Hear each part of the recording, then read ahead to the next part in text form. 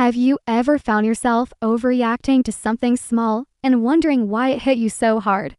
Or maybe you struggle to trust people even when they've given you no reason not to. Do you ever feel like you're just not good enough, no matter how much you achieve? What if I told you the reason for these feelings isn't about who you are today, but about what happened to you as a child? These deep-seated patterns often trace back to childhood trauma.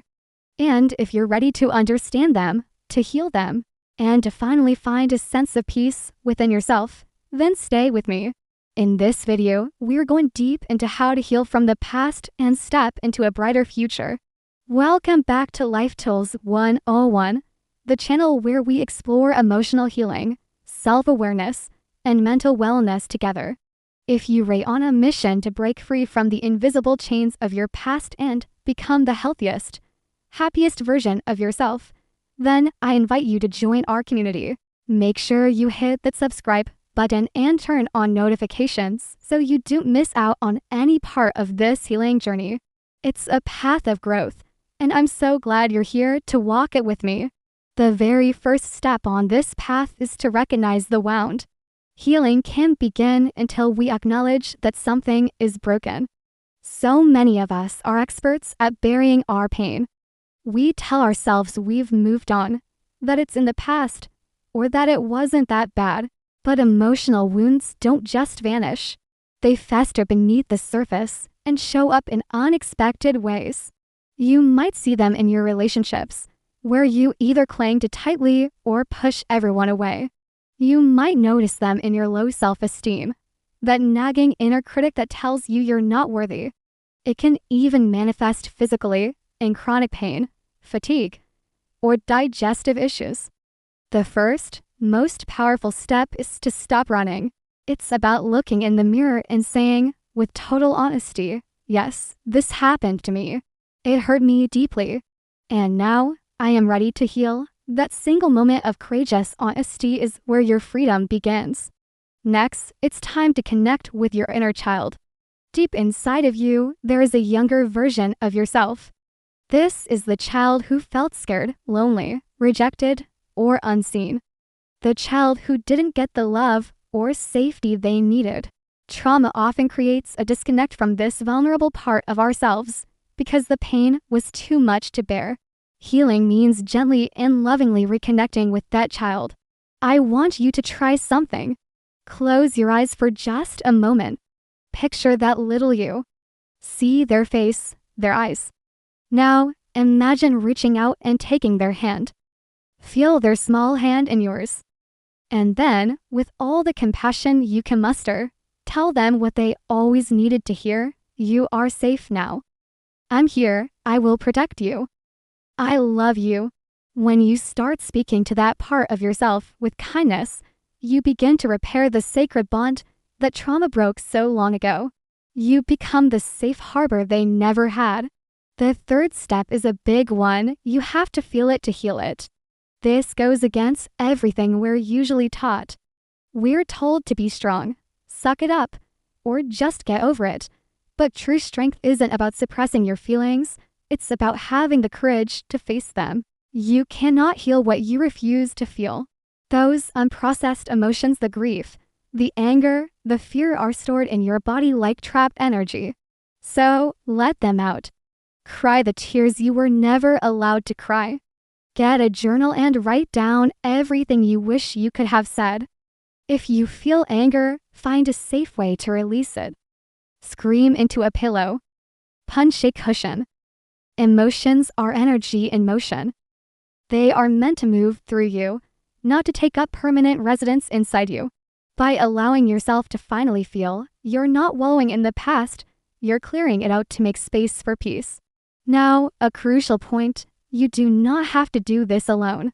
In fact, you shouldn't. Step 4 is to seek support. Healing from trauma is not a solo mission. Trying to navigate this complex journey by yourself can be overwhelming and even re-traumatizing. This is where therapy, support groups, or even deeply trusted friends can be life-changing. A therapist who specializes in trauma can be an invaluable guide. They can offer you a safe, non-judgmental space to unpack what's been hidden for years. They can also introduce you to powerful healing techniques like inner child work, cognitive behavioral therapy, or CBT, or somatic healing, which helps you reconnect your mind with your body and release stored trauma. Remember, reaching out and asking for help is not a sign of weakness. It is one of the wisest and strongest things you can do for yourself. Once you have that support system, you can move into step 5, which is to reparent yourself. This is where the real transformation happens. Reparenting means giving yourself everything you needed as a child, but didn't receive. It's about becoming the loving, patient, and protective parent you always deserved. What does this look like in practice? It looks like setting firm, healthy boundaries with people who drain your energy or disrespect you. It looks like speaking to yourself with kindness instead of criticism when you make a mistake. It's about allowing yourself to rest without feeling guilty. It's about celebrating your small wins and comforting yourself when you're hurting. Every single time you choose self-love over self-criticism, every time you choose self-compassion over self-abandonment, you are actively healing that child within. You are rewriting your internal programming. The 6th step is to let go and forgive. Now, this is often misunderstood. Forgiveness does not mean condoning what happened. It doesn't mean what they did was okay, and it doesn't mean you have to reconcile with anyone who hurt you. Forgiveness, in the context of healing, is for you. It is about making the conscious choice to stop letting the pain of the past control your present. It's about releasing the heavy burden of resentment so that you can finally be free. It's about saying to yourself, I release the pain, but I will carry the lesson. You are not forgetting what happened. Instead, you are choosing to transform that pain into power, that wound into wisdom. Forgiveness is the act of taking your power back from the past. Finally, step 7, create a safe future. Healing your past is not just about looking backward. It's about building a better present and future. Now that you are aware of your wounds and your needs, you have the power to create an environment that supports your well-being. This means being intentional about your life. Choose to spend your time with people who respect your boundaries, who listen to you, and who make you feel safe and seen. Surround yourself with love, honesty, and mutual respect. Fill your life with activities that nurture your soul. This could be journaling, creating art, spending time in nature, prayer or meditation, or continuing with therapy. The beautiful truth is this: you are no longer the helpless child who had no control. You are the adult, the creator of your own life, and you get to build a life that feels safe, joyful, and authentic. You can't go back and change the beginning of your story, but you have the power to start right where you are and rewrite the ending.